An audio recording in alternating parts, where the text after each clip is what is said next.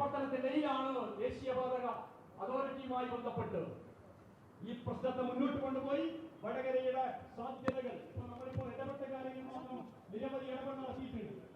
ഇടപെട്ട കാര്യങ്ങൾ, പ്രസംഗിച്ച കാര്യങ്ങൾ, നിവേദനം കൊടുത്ത കാര്യങ്ങൾ ഒക്കെ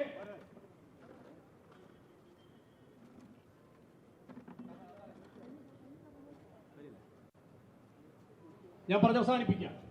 ഉദ്ഘാടനം എത്തിയിട്ടുണ്ട്. അതുകൊണ്ട് ഒറ്റക്കാര്യം പറഞ്ഞ് നിർത്തുകയാണ്.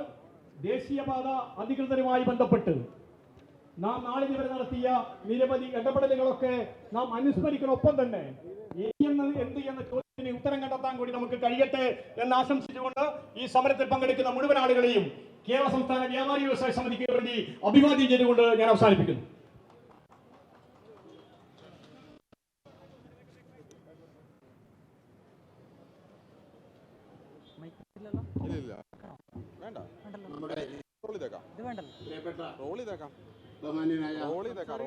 MP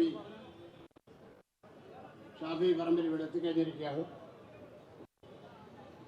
അതിനു മുമ്പായി ഒരു കാര്യം സൂചിപ്പിക്കാൻ ആഗ്രഹിക്കുകയാണ്.